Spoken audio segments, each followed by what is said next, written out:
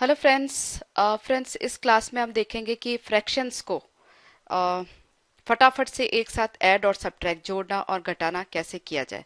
पिछले वीडियो में मैंने आपको नंबर्स का बताया था, इंटीजर्स का या नेचुरल नंबर्स हम कह सकते हैं, कि उनको एक साथ जोड़ा या घटाया कैसे जा सकता है। और इस क्लास में हम फ्रैक्शंस के बारे में बात करेंगे। अब मैं कोई भी एक सवाल यहाँ पर लिख देती हूँ। मे बी 335 से 1/3, जस्ट अ मोमेंट। 335 1/3 प्लस से 169 4/5 माइनस में बी 483 2/3, फर्दर माइनस से 289 3/5, एक प्लस ले लेते हैं, प्लस से 587 1/3। ठीक है, यहाँ पर तीन टर्म्स ऐड हैं, दो सब्ट्रैक्ट हो रहे हैं। इनको हम एक साथ एडिशन और सब्ट्रैक्शन कैसे करेंगे वो देखना है हमें यहाँ पे। अब सबसे पहले जो कोई भी नंबर है, जैसे ये 335 1/3 है, ये नंबर में ये पोर्शन और ये दो पोर्शन है। सबसे पहले एक चीज आपको पता होनी चाहिए, 335 1/3 को आप लिख सकते हो 335 प्लस 1/3। ठीक है, ये ऐसे लिखा जा सकता है। अब अगर ये ऐसे लिखा जा सकता है तो ये नंबर भी इसी तरह से लिखा जा सकता है, ये भी और ये भी। तो अभी इंपॉर्टेंट क्या है यहाँ पर कि आप इंटीजर जो है, जो फुल नंबर से, उनको ऐड और सब्ट्रैक्ट कर लो, बाद में फ्रैक्शन की कैलकुलेशन करो। ठीक है, तो आपका काफी टाइम जो है वो बच जाएगा। उसके सिवाय क्या होता है कि हम यहाँ पर बात कर रहे हैं कॉम्पिटिटिव एग्जाम्स की, और कॉम्पिटिटिव एग्जाम्स में आपके सामने ऑप्शंस होते हैं। ठीक है ना, तो ये जो भी कैलकुलेशन है 1/3 4/5 2/3 3/5 1/3, ये मिला मिलो करके जोड़ घटा करके एक या दो के आजू बाजू होगी।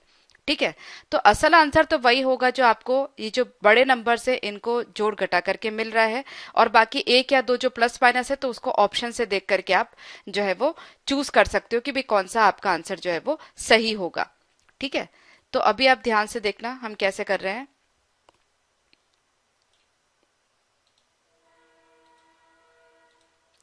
वापस यहीं से शुरुआत करेंगे जैसे हमने इंटीजर के केस में किया था। तो 5 + 9 14, 14 में से 3 गया 11, 11 में से 9 गया 2, 2 और 7 9।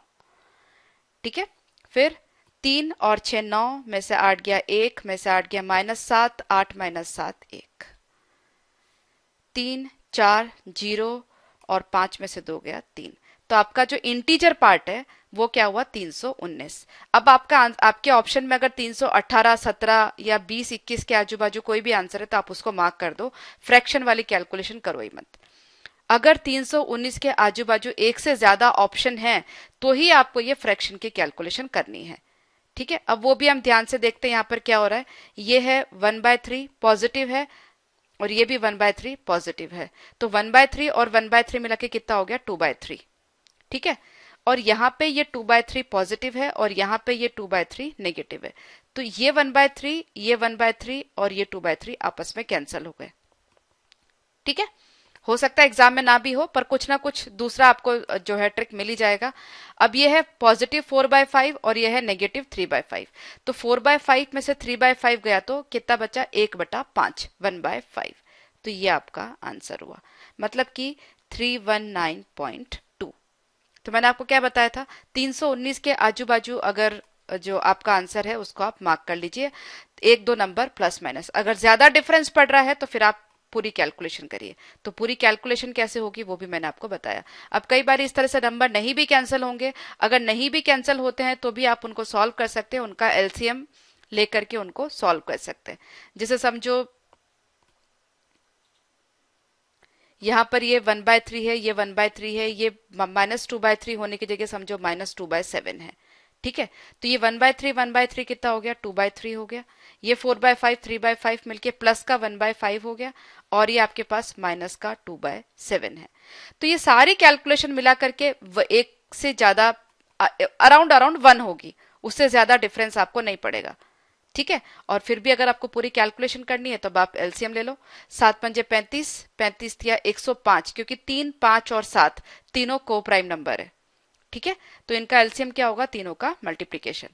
ओके, तो 5×7 = 35, 35 दिया 105 इनका एलसीएम होगा।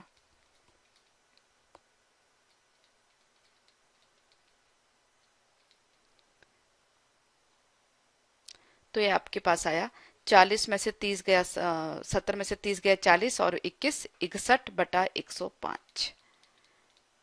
ठीक है, तो भी कोई मुश्किल नहीं है। तो आई होप ये मेथड आपको अच्छे से समझ आ गई होगी। अगले क्लास में हम देखते हैं कि मल्टीप्लिकेशन जो है फास्ट कैसे किया जाए, सेकेंड्स में मल्टीप्लिकेशन कैसे किया जाए।